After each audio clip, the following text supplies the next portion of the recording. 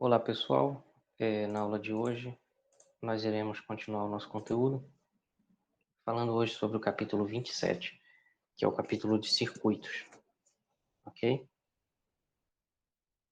E nós já estudamos um pouco sobre circuitos, né? Já discutimos um pouco, no capítulo anterior nós discutimos o que é corrente elétrica, bem a fundo, né? Falando sobre vários aspectos que vocês fizeram uma revisão nas duas primeiras questões da nossa segunda lista. Nós também já discutimos um pouco sobre capacitores, né? E aí já envolve circuitos e tal. Mas nesse capítulo 27 aqui, nós vamos nos aprofundar um pouco mais nos circuitos mesmo, especialmente introduzindo o que nós já estudamos de resistores e no final também sobre capacitores. A primeira coisa que a gente precisa falar é sobre o que são fontes de tensão e o que é a força eletromotriz de uma fonte. Bom, então uma fonte de tensão é um dispositivo que tem a capacidade de realizar trabalho sobre portadores de carga, mantendo uma tensão entre os terminais. Aqui tem dois exemplos. Do lado esquerdo a gente tem uma bateria que fornece uma corrente contínua, que é o tipo de corrente que a gente vai estudar nessa disciplina, tá? Onde esse ponto verde, preto e esse ponto vermelho aqui são os terminais da bateria. Isso daqui é uma bateria de carro, né? Todos vocês já devem ter visto algum dia na vida. E aqui do lado direito, os terminais são esses buraquinhos aqui da tomada, no caso o da esquerda e da direita, que são os terminais, e aqui é um exemplo de corrente alternada. A corrente muda de sentido. Nós não vamos estudar isso porque está naquele capítulo que não faz parte do conteúdo, tá? Então, a fonte de tensão, ela é esse dispositivo que fornece energia para o circuito, e essa energia ela é usada para realizar trabalho através do movimento das cargas, ou seja, a fonte fornece energia para o movimento das cargas, e o que é esse movimento se não a corrente? Então, a fonte de tensão é o que fornece energia para que exista uma corrente elétrica no circuito. Só que, como medir energia vai depender de falar sobre a quantidade de carga que está fluindo, e isso daí ia ficar o tempo todo sendo multiplicado pela carga, né? E isso não é interessante. Então, é mais interessante a gente trabalhar com o conceito de tensão, ou seja, diferença de potencial, que é justamente energia potencial dividido por carga. E assim a gente vai ter uma medida mais, como eu já comentei em outras aulas, né? Uma espécie de densidade de energia. Só que não densidade no espaço, mas em relação à carga. Então, uma energia por unidade de carga, que é o potencial. E a tensão fornecida por uma fonte, ela recebe um nome especial, que é a força eletromotriz, certo? Então, a força eletromotriz, que é geralmente representada por essa letra E aqui mais estilizada, que eu não sei fazer muito bem, então eu vou fazer só isso aqui. Essa daqui vai ser minha força eletromotriz, tá?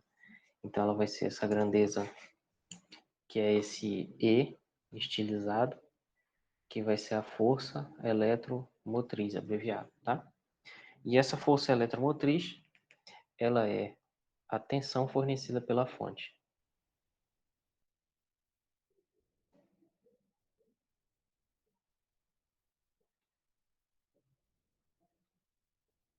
Então, quando a gente fala de tensão fornecida pela fonte, a gente não chama só de tensão ou só de diferença de potencial, DDP. A gente chama de FEM, né? Força eletromotriz, porque ela não é qualquer tensão, ela é a tensão entre os terminais da fonte, tá? E uma observação é que ela recebe o nome de força, mas na verdade ela não é uma força. Não é uma força. É só o nome que é força. Na verdade ela é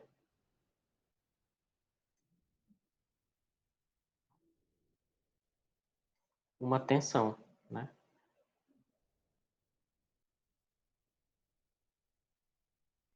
Ou seja, uma diferença de potencial.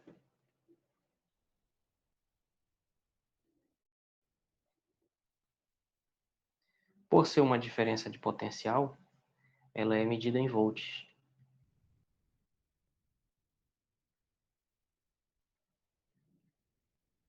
Certo? Que é a mesma letra V.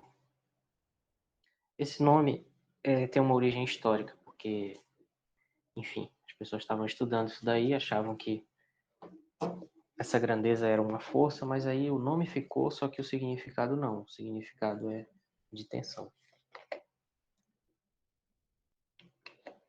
E ela tem também na verdade tem duas definições matemáticas dela, mas nesse momento que a gente ainda está falando, que a gente ainda não falou de magnetismo e etc., a gente vai usar essa definição matemática aqui, que é uma definição como uma potência, na verdade. Tá? Então, ela é uma tensão fornecida pela fonte, ela não é uma força, é uma diferença de potencial, e por esse motivo ela é medida em volts. E outra característica é a definição matemática dela.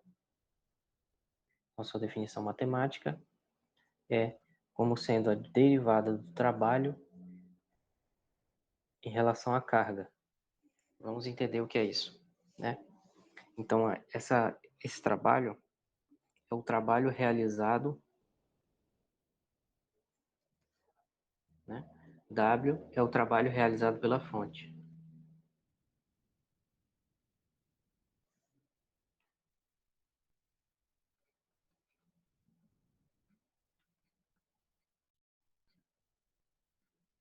Então, a FEM, ela vai ser, na verdade,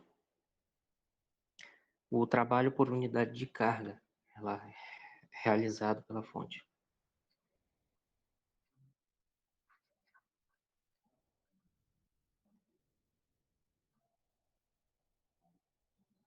Trabalho de quem?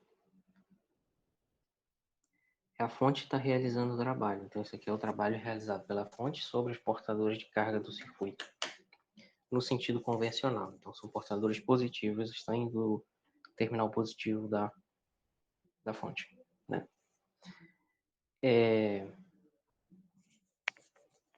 Já adiantei isso aqui, né? Definição matemática é aquela que eu acabei de escrever.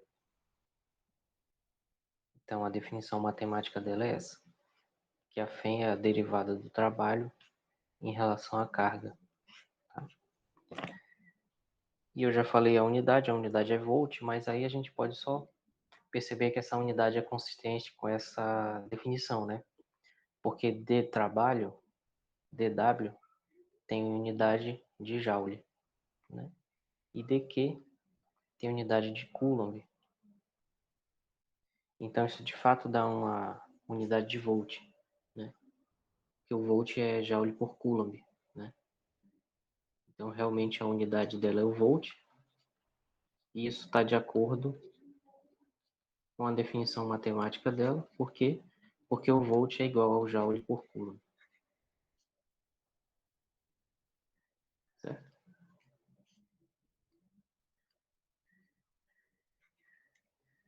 Ok.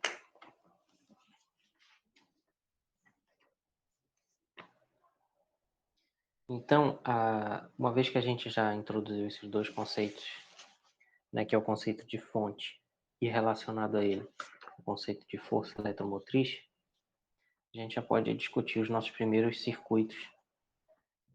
Lembrando que nós já estudamos resistores um pouco, né, até em um certo detalhe, né, e já estudamos corrente também. Então aqui a gente vai juntar as duas ideias num circuito, e nós vamos começar com circuitos de uma malha. Tá? Malha é um caminho fechado desse aqui, né? Um circuito fechado, na verdade. Então nós vamos estudar depois outros circuitos desse tipo aqui assim, ó, que vão ter várias malhas. Então eles vão ter vários pedaços dele que são fechados, certo? Onde aqui vai ter um resistor, aqui vai ter outro resistor, aqui vai ter um capacitor, sei lá, certo? Então um circuito como esse aqui, ó, tem essa malha, essa, Mas eu também poderia considerar essa daqui, também poderia considerar essa daqui, vai ser outra malha, e o circuito como um todo vai ser uma outra malha, porque vai ser outro caminho fechado, certo? Então é mais ou menos essa a ideia da malha, e nós vamos começar, obviamente, com uma só, que no caso é essa daqui, representada nessa figura retirada do livro, tá? E o que nos interessa saber aqui é o seguinte: se a gente tem um resistor e o resistor ele vem da fábrica com o valor da resistência dele, a gente tem aqui uma fonte e a fonte também vem de fábrica com a tensão dela. Então nos interessa relacionar isso tudo de maneira a descobrir qual vai ser a corrente que vai passar por aí. Então a corrente é a nossa incógnita. I, que é a corrente, é a nossa incógnita.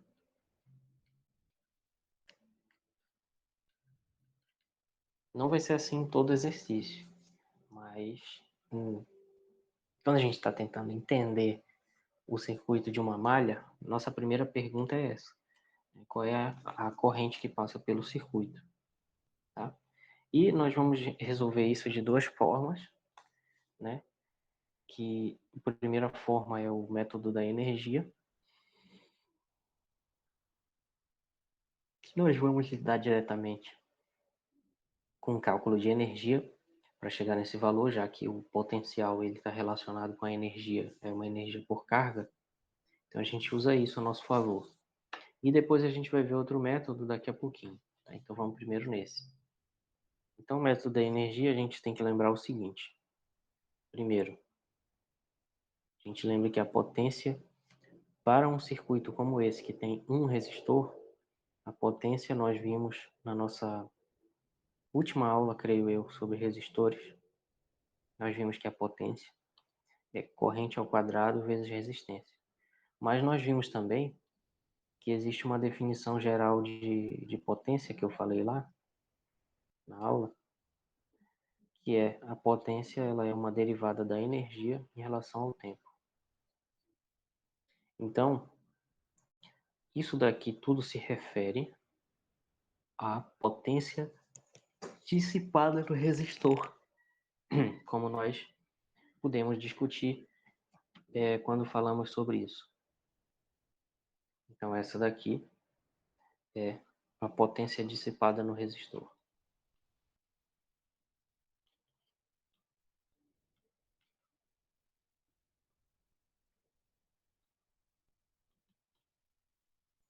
E a essa potência está associada a uma energia a cada instante. E essa energia a cada instante é um diferencial de energia, que vai ser justamente a potência vezes o tempo. Eu só passei esse dt multiplicando, mais ou menos isso, né?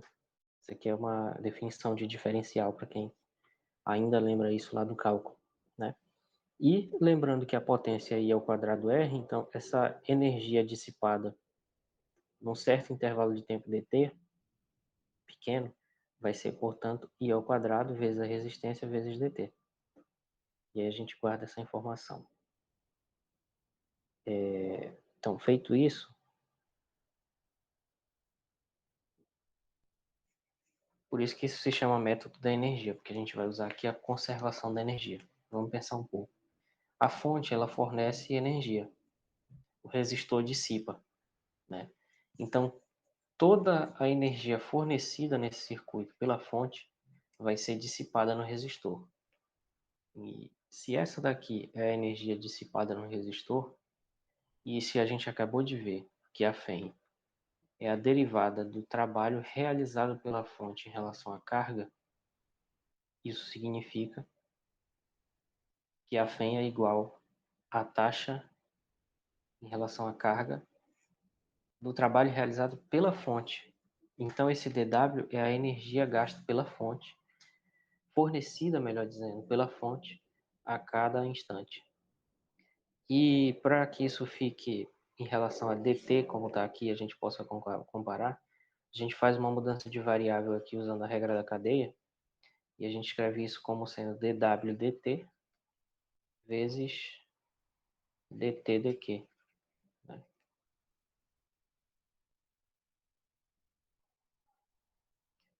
E lá da regra da derivada da função inversa, a gente sabe que dt dq é igual a 1 sobre dq dt, que é igual a 1 sobre a corrente, certo?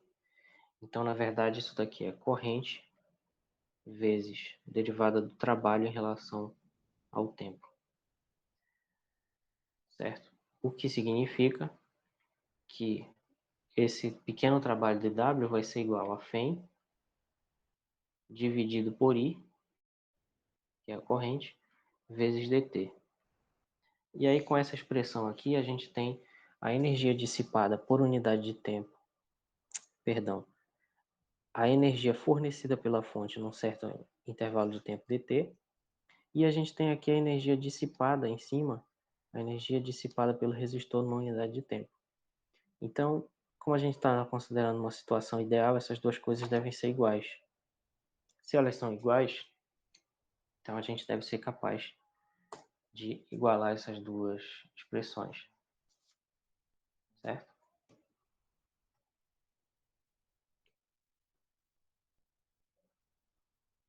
Igualando,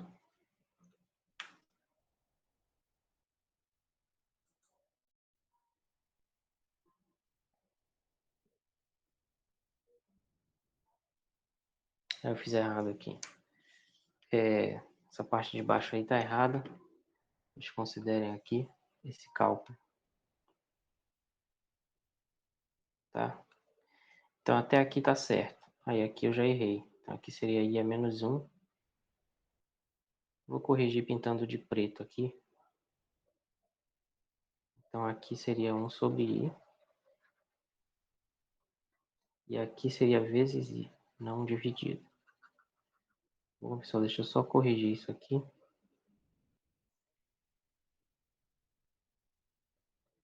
Então bem aqui vai ser dt dq é 1 sobre I. Então aqui é 1 sobre I. E depois aqui é E vezes I, tá? Porque o I está dividindo, passou multiplicando, dt também. Então a gente pode igualar essas duas expressões.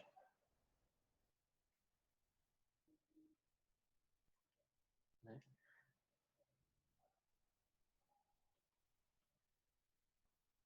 Como D igual a dW, ou seja, como toda energia fornecida pela fonte, que é o dW, é igual à energia dissipada pelo resistor, que é o dE, temos o seguinte.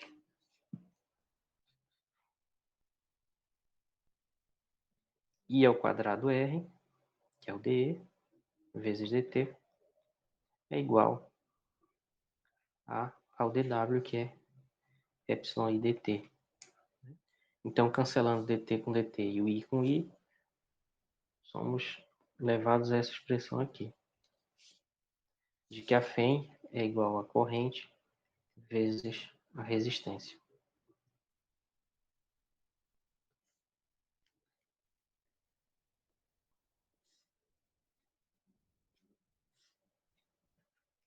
Certo? E, na verdade, esse ainda não é o resultado final, porque o nosso objetivo, apesar dessa relação ser importante, a gente vai reescrever isso de outra forma, porque, como eu disse, teoricamente a nossa incógnita aqui é a corrente. Então, a corrente vai ser a φ dividido pela resistência. E esse é o nosso resultado. Então, com isso a gente consegue, como se diz, resolver o circuito, ou seja, determinar, a partir das grandezas conhecidas, que são a φ e a resistência, a gente consegue determinar a corrente no circuito. Isso significa resolver o circuito.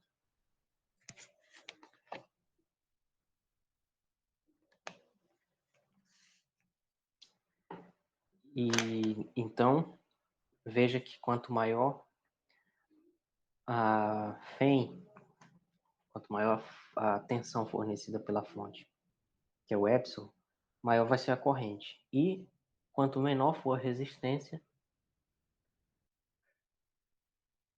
maior vai ser a corrente também. Nós poderíamos ter chegado nesse resultado de outra forma, através desse chamado método do potencial. É basicamente, no fundo é a mesma coisa, porque potencial é energia por carga. Mas em circuitos, nós trabalhamos mais com o potencial do que com a energia, né?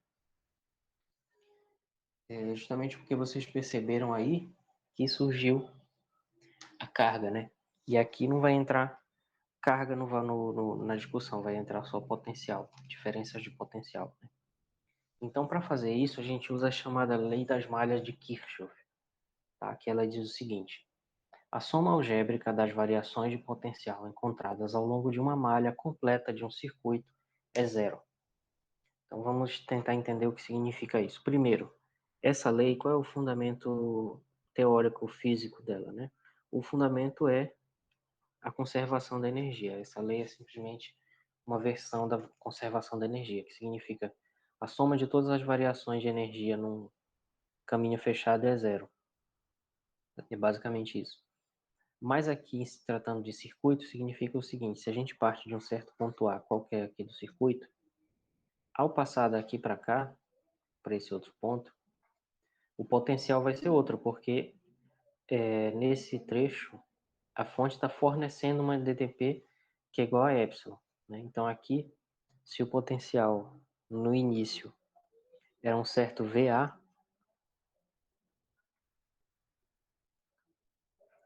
se o potencial era um certo VA no ponto A, ao passar pela FEM, ele vai ter uma soma, né? Vai ser somado com a FEM, ele vai ganhar potencial, porque esse menos e mais não significa que o potencial embaixo é negativo e o de cima é positivo. Porque, se vocês lembrarem, a definição de potencial ela está sempre determinada a menos de uma constante, que é a chamada liberdade de calibre do potencial, né? Mas aqui a gente bota menos e mais porque a gente tem na nossa cabeça que mais é maior que menos, né? Então, na verdade, o que importa é que o potencial bem aqui em cima, ele é maior do que antes de passar pela fonte, indo nesse sentido aqui, que é o sentido horário, como foi feito no livro.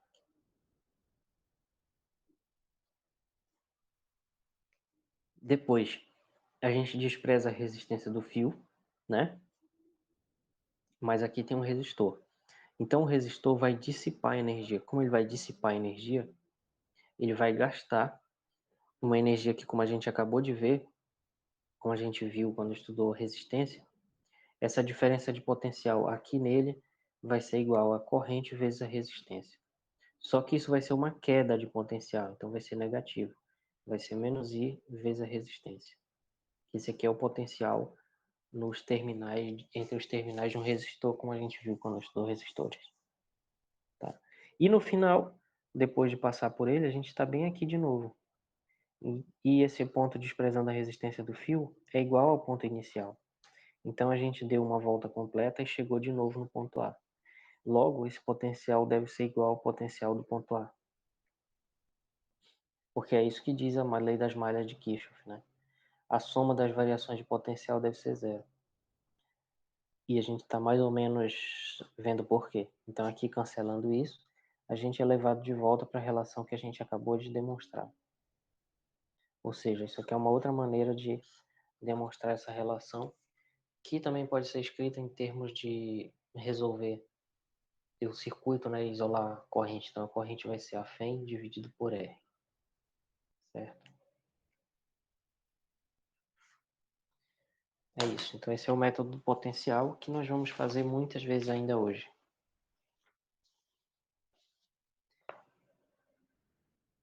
E nesse processo que eu fiz aqui de ir somando os potenciais, detalhando tudo, implicitamente eu estava usando, na verdade, essas outras duas leis aí, né?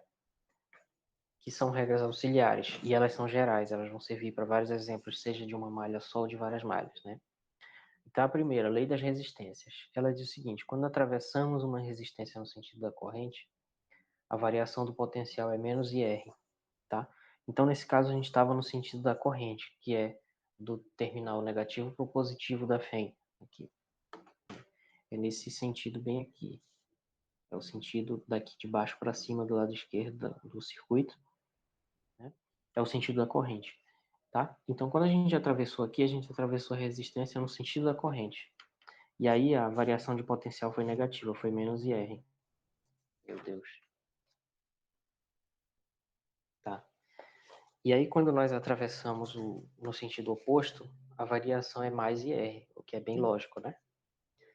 A outra lei é a lei das fontes. Quando nós atravessamos uma fonte no sentido do terminal negativo para o positivo, que é o sentido da corrente convencional, a variação de potencial é mais epsilon. E quando a gente atravessa no sentido oposto, é menos epsilon, tá? Então, foi isso aqui que nós fizemos. Como a gente atravessou a fonte partindo do ponto A, do terminal menos para o terminal mais da fonte, a gente somou uma diferença de potencial igual a φ dela, que é epsilon. E como a gente passou pelo resistor no sentido da corrente, a diferença de potencial foi menos IR, como dizem essas duas regras aqui. E a gente foi conduzido ao mesmo resultado que a gente obteve com o método da energia, que é o de que a corrente é epsilon sobre R. E com isso nós podemos discutir outros circuitos de uma malha também, tá? Que na verdade é uma maneira de dar suporte a discutir a associação de resistores, né?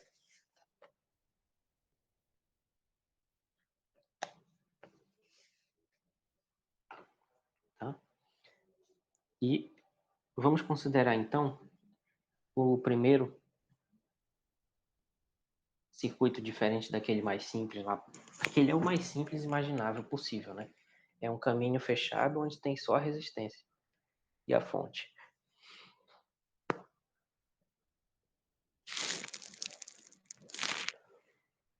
Uma maneira de deixar aquele circuitinho mais realista é perceber, né, que na verdade as fontes elas também têm uma resistência interna. Então a fonte ela é um dispositivo complexo que ao mesmo tempo que ela está fornecendo energia, uma parte dessa energia que ela fornece é dissipada dentro da própria fonte. Como isso é um processo muito complexo, a gente modela ele da maneira mais simples possível, que é escrever aqui no circuito separado a fonte, que são essas duas barrinhas bem aqui, né? Essas duas barrinhas aqui, uma grande e uma pequena, né? Isso daqui é a fonte. E a gente separa ela da sua resistência interna, que é isso aqui. Tá? Então isso aqui é a resistência interna da fonte.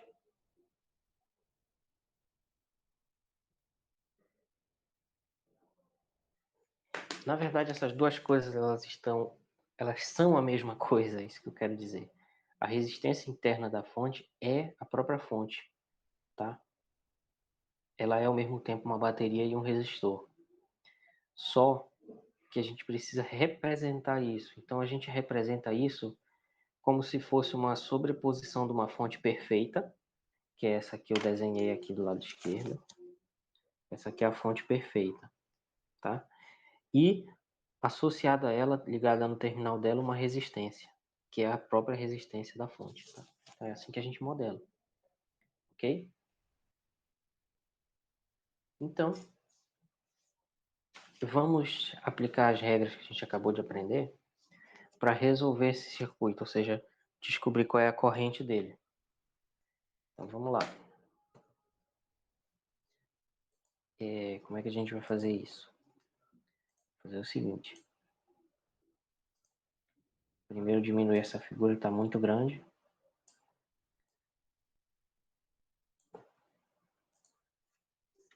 A gente vai fazer o seguinte, pessoal, olha só.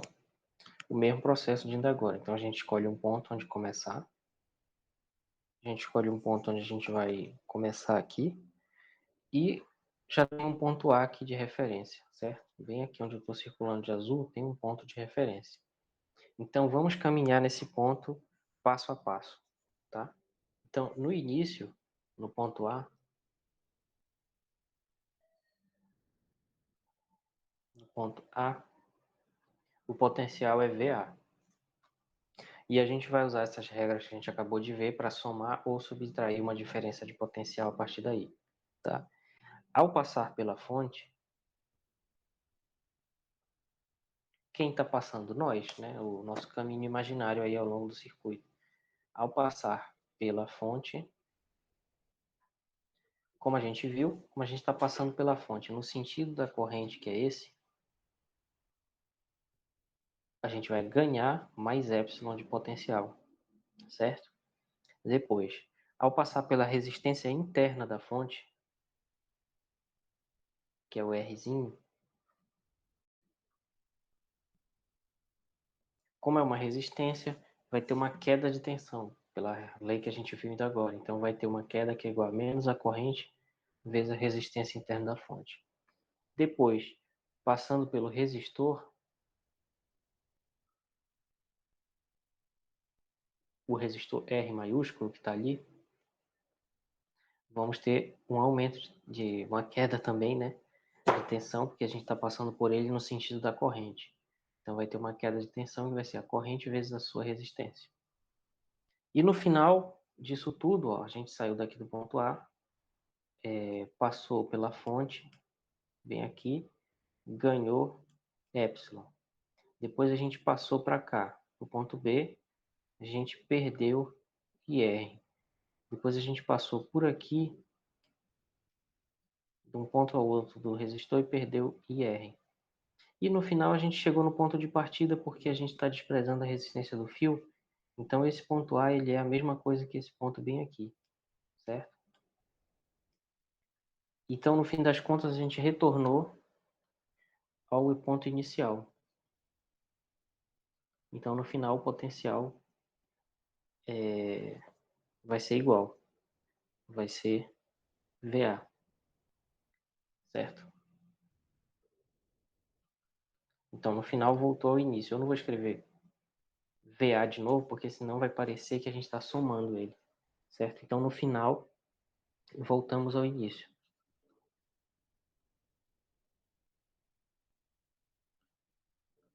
E pela lei de Kirchhoff, que nós acabamos de ver, que é a lei das malhas, essa soma de variações de potencial, como isso é uma malha fechada e a gente percorreu um caminho completo, essa soma deve ser zero, né? Então, a gente teve uma variação de mais epsilon, depois a gente teve uma variação de menos IR, uma variação de menos IR maiúsculo. Pela lei de Kirchhoff das malhas, essa soma deve ser zero. Então, isso daqui dá a relação que a gente queria para determinar a corrente. Por quê? Porque resolvendo fica epsilon menos I vezes R mais R igual a zero, ou epsilon igual a I vezes R mais R. E isolando o I vai ser epsilon sobre, deixa eu escrever mais destaque aqui, vai ser A FEM dividido pela soma da resistência interna Rzinho com a resistência externa Rzão. E eu digo interno e externo em relação à fonte. Tá? Então vai ser isso aqui. Ok? Vamos apenas explicar esse gráfico aí. Esse gráfico é um gráfico de potencial. Tá? Então esse eixo vertical do gráfico representa aqui o potencial V. Então aqui é um eixo Y que representa o potencial V. E aqui é o caminho, né, do percurso do circuito. Então a gente começa com potencial VA, não interessa quanto é VA, né, porque quando a gente lida com potencial, só interessa as suas diferenças de potencial. Então não interessa quem é VA, é o potencial no ponto A, pode ser qualquer número, não importa. Aí a gente passou pela fonte aqui, a gente está caminhando aqui para a direita, né, para a direita, para cá a gente está caminhando. Então passou pela fonte, subiu epsilon, subiu epsilon. Depois, passou pela resistência interna da fonte, teve uma quedinha aqui, menos IR. Aí estabilizou nesse potencial aqui, que é nesse caminho bem aqui, ó, certo? Estabilizou aqui. Só que aí a gente passa pelo resistor de novo. Quando passa pelo resistor, tem outra queda de tensão aqui e a gente volta ao ponto inicial VA. Então foi isso que aconteceu, ó. Subiu, aumentou a tensão, diminuiu aqui, estabilizou, depois diminuiu de novo. Então é isso. E aí a gente volta para o potencial VA. E essa conservação de energia por unidade de carga, né, é que é a lei das malhas que nos permite chegar nesse vínculo aqui, nessa relação de vínculo bem aqui, e resolver para a corrente, que vai ser então epsilon sobre Rzinho mais Rzão. tá? E esse mesmo raciocínio a gente vai usar para associação de resistores, mas só que eu queria deixar claro aqui é que isso é uma visão um pouquinho mais realista da situação. Mesmo que tenha só um resistor, ainda tem a resistência interna da bateria. E para quem, na verdade, realmente aplica isso numa situação física real, como, por exemplo, quem faz engenharia elétrica, quem trabalha com isso, ainda tem que considerar a resistência dos fios, né? Porque quando a gente estudou resistores, né, nós vimos que é fácil calcular a resistência de um fio, né? Ou seja, ela não é zero, né? Tem que levar em consideração, tá? Então aí, cada trecho desse fio a gente deveria botar uma resistênciazinha também. E isso seria o que, se não uma associação de resistores em série, né? Então é isso que a gente vai estudar agora. Ligar em série significa ligar o terminal de um resistor diretamente como se fosse a entrada de um na saída do outro, né? Isso é ligar em série. Quando a gente liga em série, por todos eles vai passar uma mesma corrente. Por quê? Porque é uma malha fechada. Então, em cada malha fechada vai ter um valor de corrente, tá?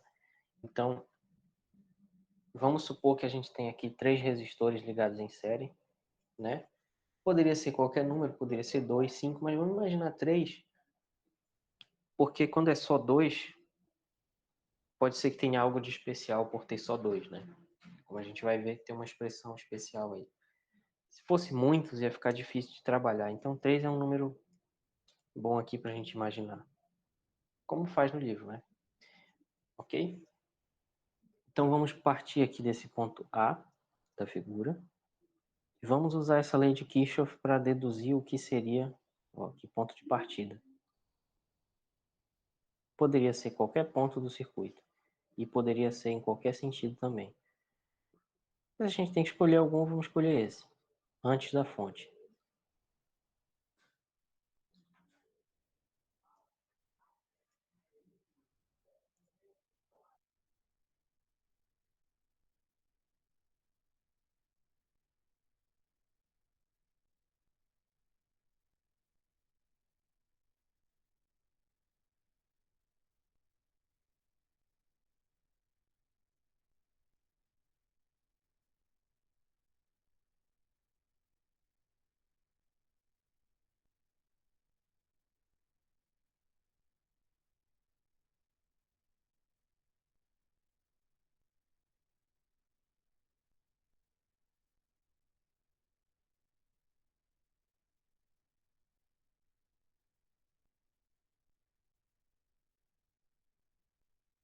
Então, a associação de resistores em série, ela vai ser...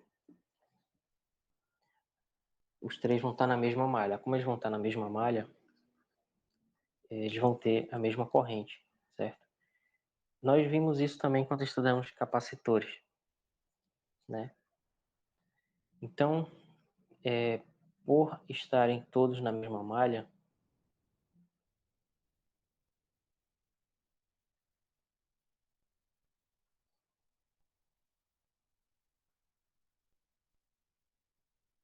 na verdade o motivo não é bem esse, é porque só tem uma, né? Então não vai ter separação de corrente. O motivo não é bem esse, mas enfim. Como é um circuito fechado, a corrente vai ser a mesma em todos. E é a mesma para todos.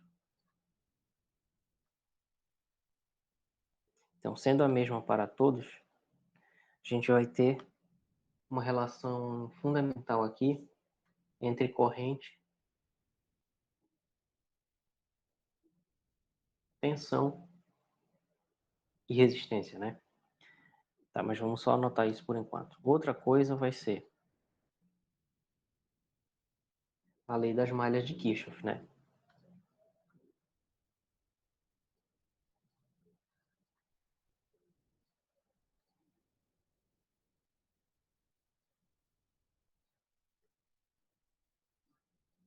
Então, o que a gente vai fazer? A gente vai partir do ponto A. Vamos seguir o caminho da corrente, que é mais fácil, porque não tem que inverter nada. Então, no ponto A, o potencial vai ser, não interessa qual é, vamos anotar só as diferenças.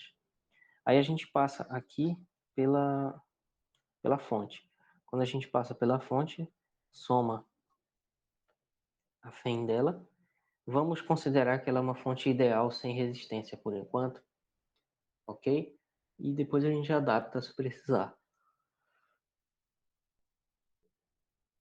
Depois ela vai passar pelo primeiro resistor e vai ter uma queda de tensão que nós vamos chamar de V1. Vai passar pelo segundo, vai ter outra queda de tensão V2. Pelo terceiro, outra queda de tensão V3. E vai chegar no ponto de partida ao fazer isso. E pela lei de Kirchhoff, das malhas, essas somas de diferenças de potencial é zero. Agora vamos ver que queda de tensão em cada um é esse, né? E nós sabemos que em cada resistor, a tensão nele é igual a I vezes a sua resistência. E a corrente vai ser a mesma em cada um. Então vamos chamar de I para todos, essa corrente, né? E o mesmo vai valer para o segundo. Isso é uma relação de resistores que a gente já viu. E para o terceiro.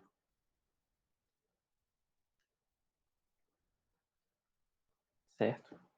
Então, substituindo aqui na lei das malhas, a gente fica assim, que E é igual a IR1 mais IR2 mais IR3. Ou seja, isso é I vezes R1 mais R2 mais R3. E lembrando, né, que se fosse só um resistor, como essa situação da figura B, a figura aqui de baixo, na coluna da direita, se fosse só um resistor,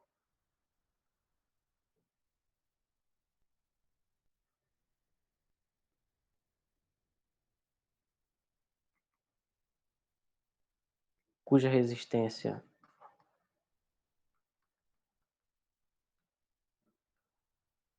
é essa daqui, que nós vamos chamar de R equivalente, que é a soma dos três.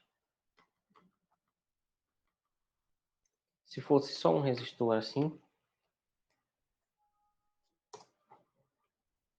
como ficaria a relação entre tensão e corrente? Ela ficaria, por esses cálculos que nós estamos vendo agora, ela ficaria assim, né? Ficaria FEM igual a corrente vezes resistência equivalente, tá? Então, se a gente considerar um resistor cuja resistência é a soma dos três, a gente vai ter a corrente do circuito. Então, a corrente vai ser a FEM dividido por essa resistência equivalente, onde essa resistência equivalente é definida como sendo a soma dessas três resistências.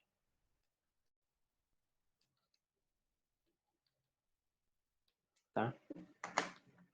Então, essa é a resistência equivalente numa associação de resistores em série, a soma das três. Por quê?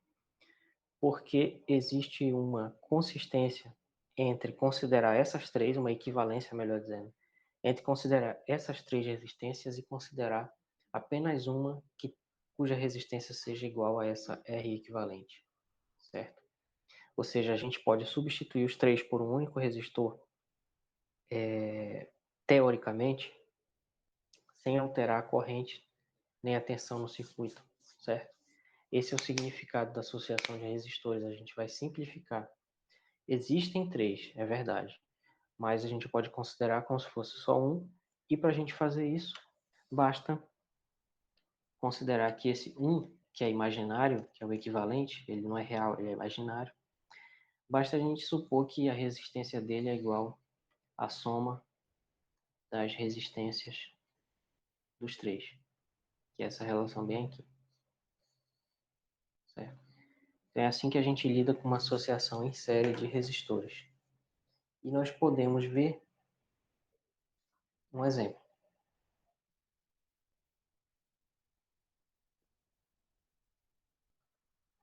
Tá? Então vamos considerar aqui um exemplo em que a gente tem um circuito aqui que tem uma fonte, aí aqui vai ter um resistor R1 de 10 ohms, Depois vai ter um resistor R2 de 6 ohms e um resistor R3 aqui de 4 ohms, tá? E aqui é uma FEM de 12 volts, tá? Então, nesse caso, se pergunta qual é a corrente no circuito. Poderia ser assim na nossa provinha. Então, a letra A seria: qual é a resistência equivalente do circuito? E a B: qual é a corrente no circuito? Então, a solução seria a seguinte: muito fácil. A resistência equivalente é apenas a soma das três. Então, ela vai ser 10 ohms mais 6 mais 4, que é 20 ohms.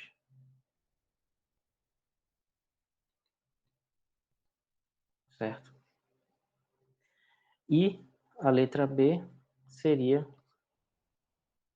qual é a corrente? Então, a corrente é igual a FEM, que é 12, dividido pela resistência equivalente. Então, vai ser 12 volts dividido por 20 ohms. Como é tudo SI, o resultado aqui vai ser em ampere. Então, isso vai dar 0,6 ampere. Certo? Então, essa fórmula que a gente acabou de ver, ela é aplicada simplesmente desse jeito.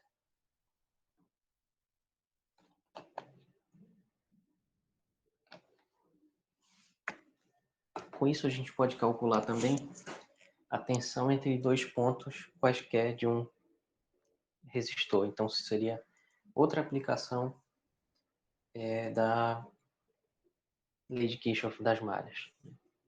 Então, a gente pode calcular, por exemplo, a tensão entre os pontos A e B aí desse circuito, que nada mais é do que os terminais da bateria da fonte. Então, é a mesma coisa. Partindo do ponto A, a gente vai ter uma tensão VA. Ao passar pela bateria, pela fonte, essa tensão vai subir. Então, ela vai de VA para VA mais a FEM dessa fonte, né? Ao passar pela resistência da fonte,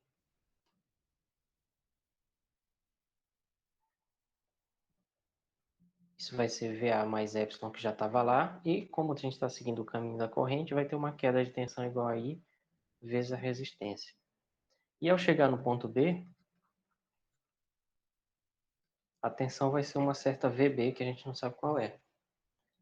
Então, o que nos interessa é essa diferença, VB menos VA, tá? Só que essa tensão no ponto B vai ser justamente isso aqui, porque a gente foi usando a lei das malhas para calcular as diferenças de potencial, né? Então, essas grandezas, na verdade, são iguais. E daí a gente pode extrair a diferença de potencial entre os dois pontos, porque VA mais epsilon menos IR vai ser igual a VB. Então, passando o A, subtraindo lá, a gente fica com VB menos VA igual a epsilon menos IR. Certo? Só que a corrente desse circuito a gente já determinou, não é? Já determinamos essa corrente aqui no slide anterior, ó. E a gente já estudou esse circuito, bem aqui, né? Então, nesse circuito, a corrente é epsilon sobre Rzinho mais R. Vamos ver isso devagar, senão pode ser que fique um pouquinho bagunçado. Então, a gente deduziu isso aqui.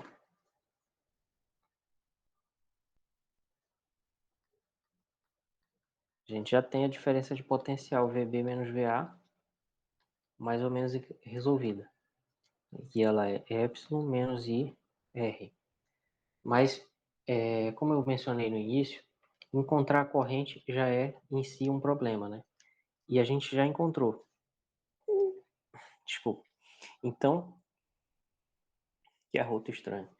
Então, a corrente a gente já viu, né? Já vimos que essa corrente vai ser Rzinho, perdão, epsilon sobre Rzinho mais R.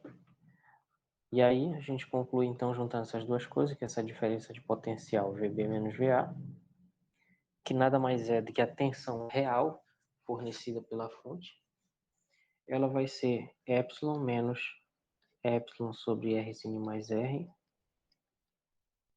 vezes Rzinho. E aqui uma questão matemáticazinha de frações, né? Isso é a mesma coisa que epsilon vezes 1 menos Rzinho sobre Rzão mais Rzinho, que é igual a epsilon vezes Rzão mais Rzinho menos Rzinho sobre essa soma aqui, cancela aqui. Então, a diferença de potencial fica essa constante adimensional aqui, que é a resistência do resistor sobre a sua resistência do resistor mais a resistência interna da bateria, vezes a FEM. Lembrando que diferença de potencial e FEM tem a mesma unidade, porque as duas são tensão, então as duas são medidas em volt, que é a energia por carga. E essa grandeza aqui ela é adimensional porque é resistência sobre resistência. Então, dimensionalmente está adequada essa relação. E o que é isso daqui?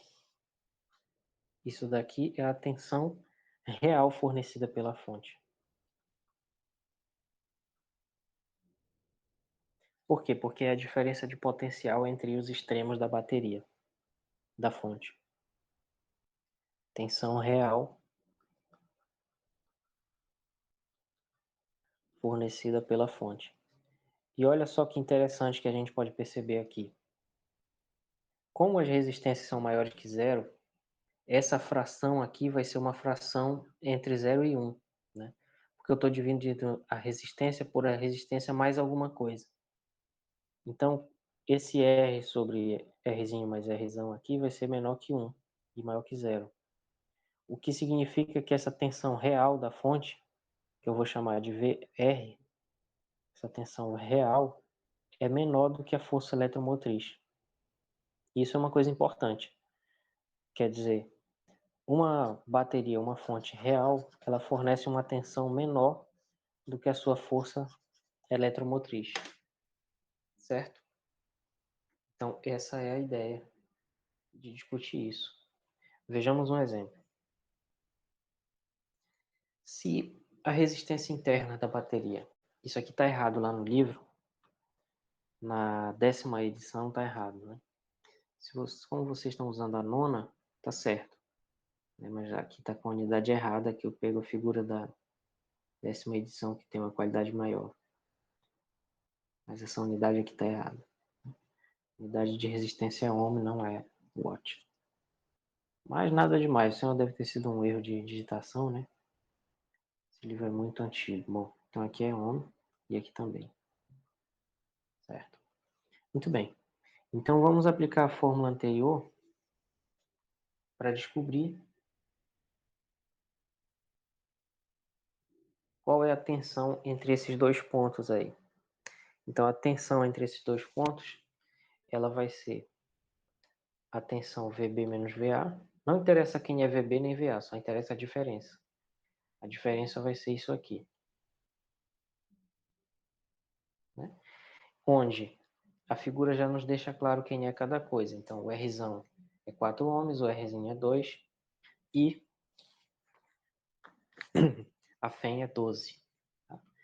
Então essa diferença vai ser igual a 4 ohms dividido por 4 mais 2, então vai dar a dimensional, vai dar 4 sobre 6, vezes a FEM, que é 12 volts. Né? Então isso tem unidade. Aí fica 4 sobre 6, que é a mesma coisa que 2 terços. 2 terços vezes 12 dá 8. Dá 8. Então essa diferença de potencial vai ser 8 volts, certo? Então perceba que devido à resistência interna, essa diferença de potencial aqui, ela é menor do que a FEM.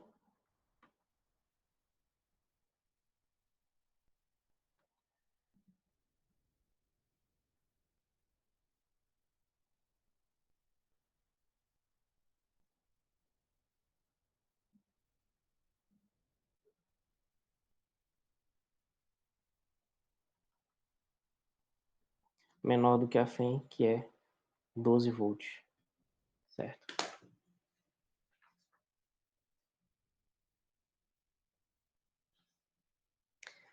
Bom, apenas por uma questão de curiosidade, a gente poderia ter feito isso no sentido inverso, que significa ir contra a corrente, literalmente, contra o sentido da corrente elétrica.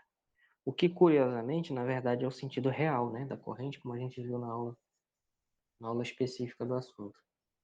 Então, partindo agora do ponto A no sentido inverso, a gente começa com o potencial VA, percorrendo o resistor no sentido inverso da corrente, ele vai somar, então vai ficar mais I vezes R. E percorrendo o resistor interno da bateria no sentido inverso da corrente, também vai somar, C mais IR. E finalmente, percorrendo a bateria no terminal de maior potencial em direção ao de menor potencial, no sentido inverso da corrente, vai subtrair a FEM dela. E no final, isso vai dar o potencial VB.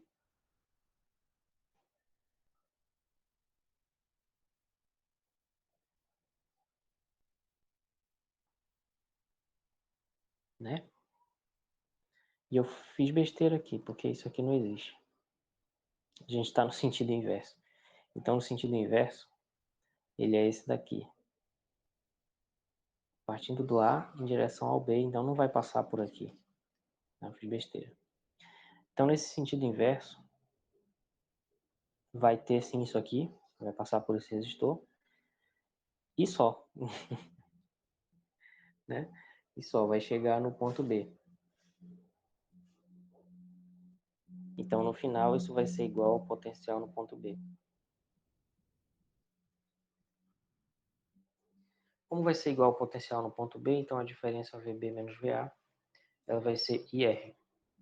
Só que nós já vimos, assim como eu escrevi no slide anterior, né, já vimos que a corrente é, na verdade, a FEM dividido por R mais R. Então, substituindo,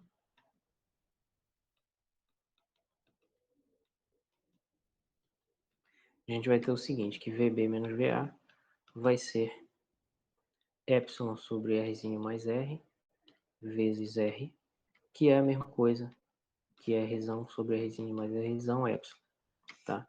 Então, veja que, de fato, não faz diferença se a gente for percorrer a corrente no sentido da corrente ou no sentido inverso dela, desde que a gente seja consistente com isso, ou seja, se a gente começou de um jeito, termina do mesmo jeito e vice-versa, né?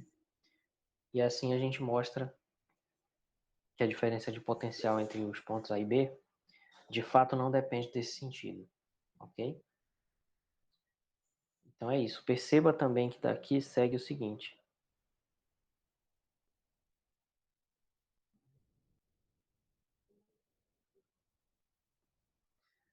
Eu não queria, mas é mais fácil. Vou botar mais um slide aqui.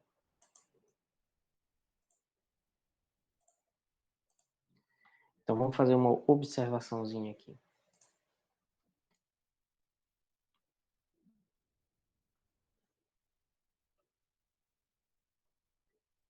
Né? Então, só repetindo, o resultado foi esse.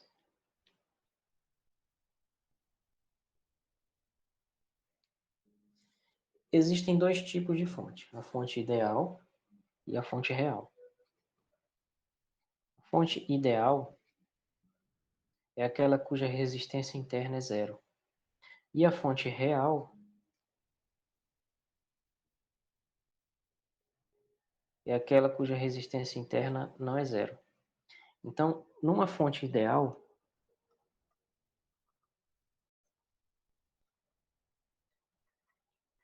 essa diferença de potencial entre os terminais, essa diferença de potencial que eu chamei de potência real aqui,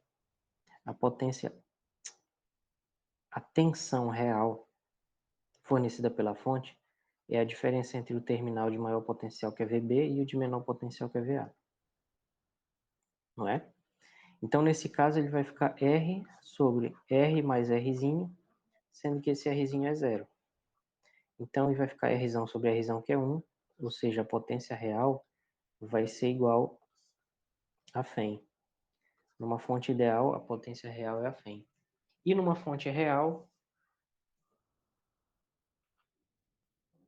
como nós já vimos, numa fonte real, essa potência real vai ser menor, essa tensão real efetiva vai ser menor do que a força eletromotriz Epsilon, certo?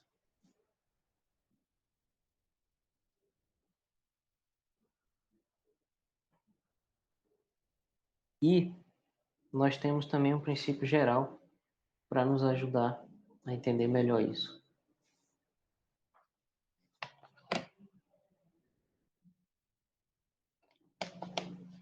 Que na verdade o Halliday está se repetindo um pouco aqui, porque a gente já estudou isso. Isso daqui é nada mais do que a regra das malhas. Mas vamos lá para reforçar. Então, para reforçar, né? Para determinar a diferença de potencial entre dois pontos de um circuito, começamos em um dos pontos e percorremos o circuito até o outro ponto, somando algebricamente as variações de potencial que encontramos no percurso. Foi isso que nós fizemos, né? Então fica aí esse princípio geral para vocês. A tensão entre os terminais de uma fonte real é exatamente o que eu acabei de discutir, que nós acabamos de fazer. Então, eu vou até tirar esse slide daqui, senão vai sobrar depois quem for ler de novo. Beleza. Outra coisa que a gente tem que discutir é sobre o aterramento do circuito.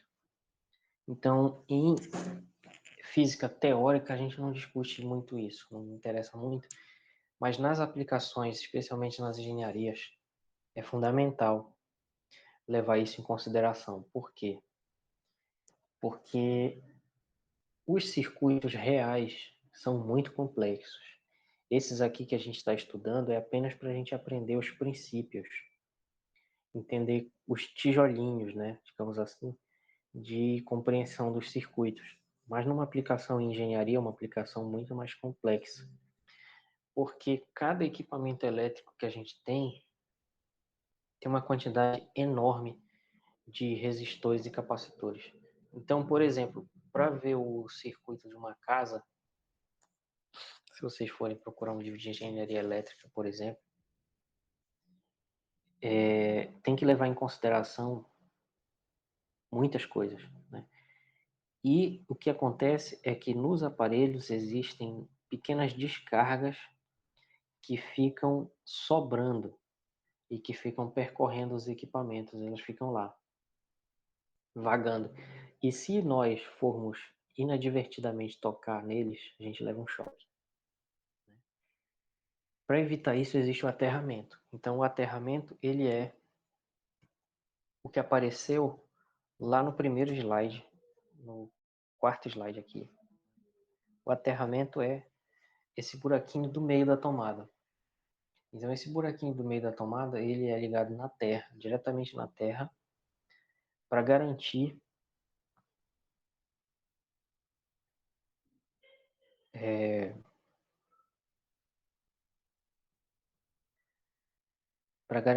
que essas descargas vão escorrer para a terra, certo?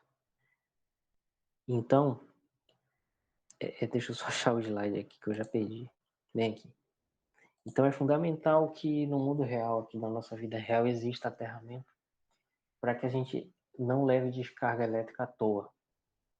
Quem tem equipamento velho sabe bem do que eu estou falando. Computador velho, por exemplo, notebook velho, ele começa a dar choque justamente por causa disso, né?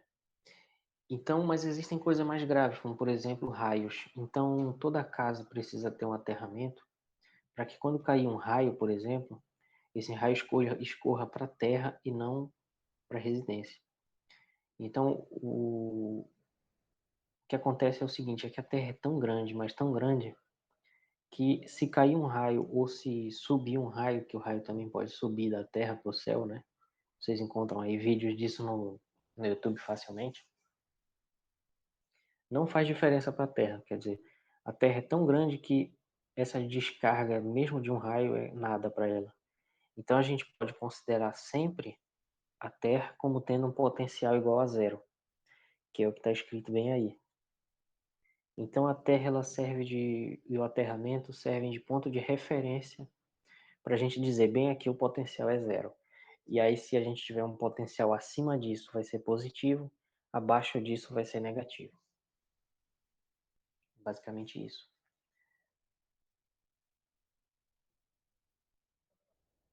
Então o aterramento ele serve para nos proteger e para proteger os equipamentos. Apenas uma curiosidade, se vocês forem pegar um livro de engenharia elétrica falando sobre aterramento, existe uma coisa interessante, o aterramento tem que ser um só. Então, numa casa tem que ter um só aterramento. Por quê? Porque se tiver dois, cada um vai estar num lugar da terra, do chão, e pode ser que exista uma diferença de potencial entre os dois que vai gerar uma corrente. E essa diferença de potencial vai fazer com que a descargas, as sobras do circuito da casa não escorram adequadamente. Então é muito interessante isso, né? Curiosidade, certo? Então a ideia do aterramento é essa, é meter um ferro na terra, ligar ele no circuito, mas ligar de maneira adequada, né?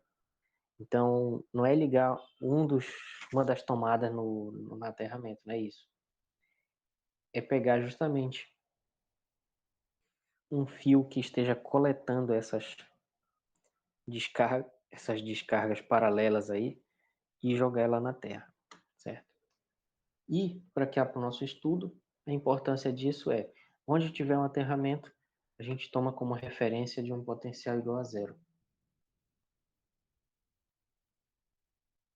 E, mais uma vez, notem aí que está errada essa unidade de resistência aqui, que teve um erro de digitação, mas isso aqui devia ser ômega. Tá? Bem aqui. Bem aqui devia ser ômega, não W. Só corrigir. Tá? Então deixa eu só apagar isso aqui.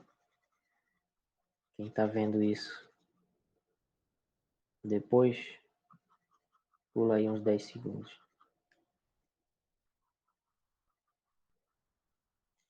Tá, então tem um erro na figura aqui. No livro que eu passei para vocês da nona edição não está errado, mas nesse aqui está errado. Também aqui é um. Certo. Muito bem. Já que a gente está discutindo fontes reais, então a gente pode calcular a potência fornecida por uma fonte real. Né? Vamos considerar aqui, de novo, que só tem resistores, porque isso é mais simples, né? No final da aula a gente vai discutir com capacitores, beleza? Então, quando tem resistores, nós já vimos que a potência fornecida de fato, ela vai ser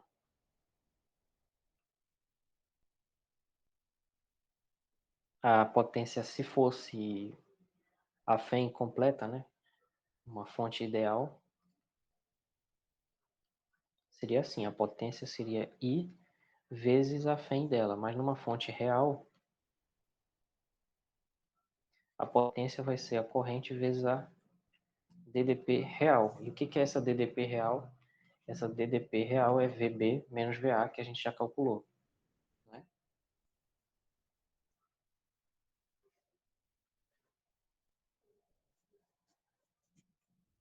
Então vejam que vai ter uma diferença aí entre essas duas. Né? E a diferença entre essas duas,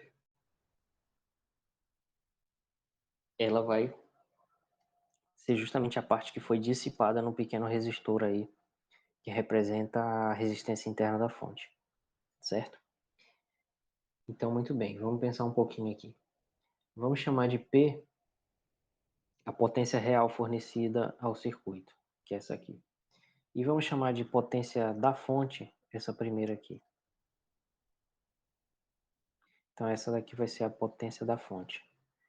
Idealmente, a potência da fonte. Né? E, na verdade, a gente sabe que a tensão real que ela vai fornecer é V, que é VB menos VA. Então, a potência vai ser diferente. E vai ter uma diferença. A diferença entre essas duas, P fonte e P, vai ser I vezes epsilon menos v. E o que é epsilon menos v?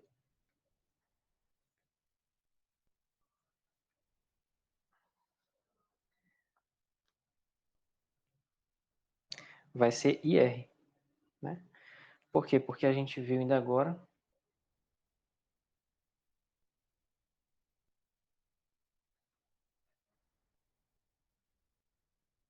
como vimos anteriormente, o potencial real da fonte vai ser a FEM menos IR, ou seja, é a perda de potencial devida à resistência interna da fonte.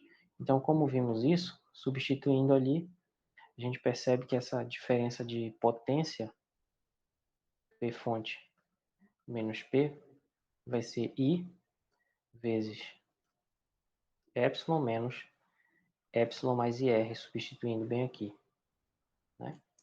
Então, cancela isso com isso, fica aí quadrado Rzinho. Rzinho, tá? E o que representa essa grandeza? Essa grandeza é a potência dissipada pela própria fonte. Então, isso daqui nada mais é do que a potência dissipada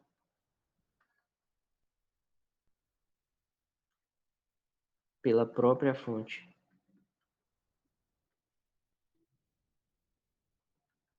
Certo? Muito bem.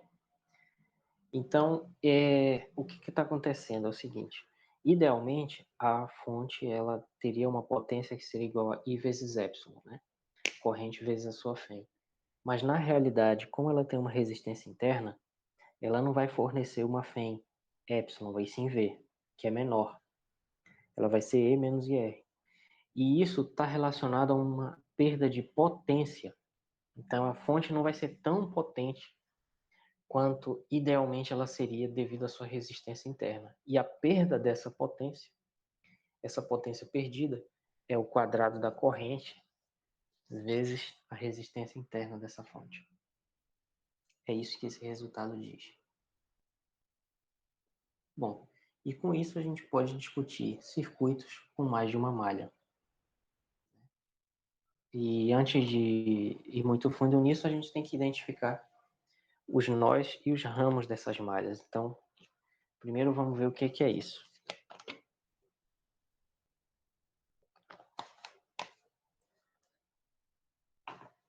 Um nó é um encontro de 3 ou mais fios. Aqui, certo? Então, isso daqui é um nó, e isso aqui é um outro nó. E o que é um ramo, se não um caminho entre dois nós, certo? É só isso. Então, um ramo é um caminho entre dois nós. Então, vai ter esse ramo bem aqui, esse ramo bem aqui e esse bem aqui, que são as três maneiras diferentes de ligar esses dois nós, certo? Então, esses vão ser os ramos. Então, resumindo, a gente vai ter dois nós, que vão ser B e D, e nós vamos ter três ramos.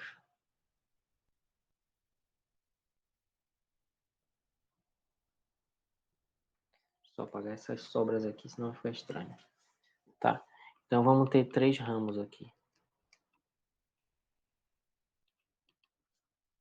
Vai ter o ramo da esquerda,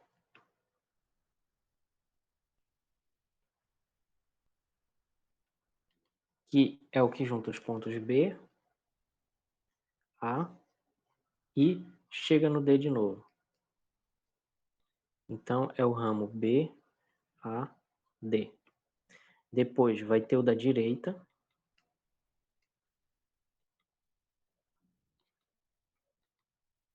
que vai ser simplesmente pegar o ponto B, juntar o ponto C e chegar aqui no D.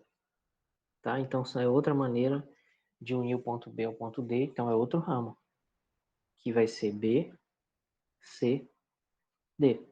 E finalmente vai ter o do centro, o central, que vai ser simplesmente de B a D. Tá? Então a gente tem 2 nós e tem 3 ramos, que são 3 maneiras diferentes de ligar esses 2 nós dentro do circuito. É importante introduzir isso porque a corrente ela vai se separar quando tiver um nó e ela vai ter um valor em cada ramo, certo? Então isso é importante de observar.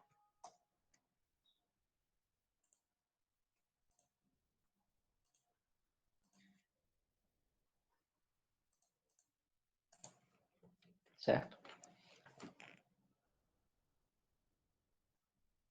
Então a gente vai ter o seguinte, ó. A corrente bifurca, entre aspas, ao passar por um nó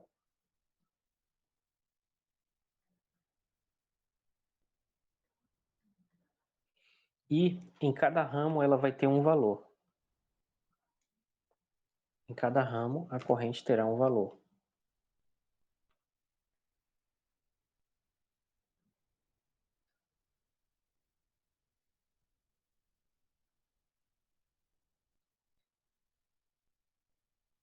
É por isso que nessa figura a gente tem 3 correntes, certo?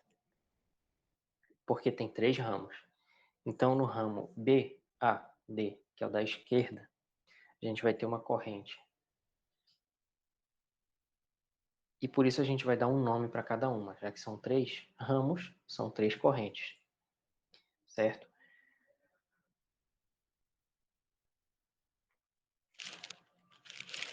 Muito bem. No ramo do meio, de B a D, que nós vamos chamar de terceiro ramo, né? Ramo central, a gente vai ter outra corrente, então vai ser aí 3. No segundo ramo, que é o da direita, a gente vai ter outra corrente, então vamos chamar de I2. Para cada ramo, uma corrente, certo? Então, resumindo, vão ser 3 valores de corrente nesse circuito. Como é que a gente identifica o sinal dessa corrente?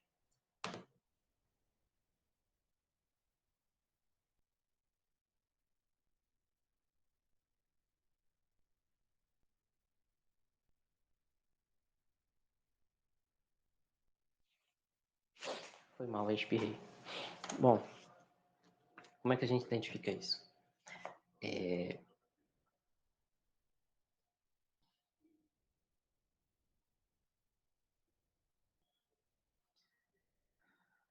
Na verdade, isso é meio arbitrário, né? Mas assim, o que vai interessar agora não é bem isso, é outra coisa. Então vamos analisar aqui outra coisa, que vai ser o seguinte, chamada lei dos nós, que é uma lei de Kirchhoff também. Tá bom, pessoal? Mas eu vou fazer uma pausa agora. Vou separar essa aula em 2 partes, tá bom? Então, até daqui a pouco.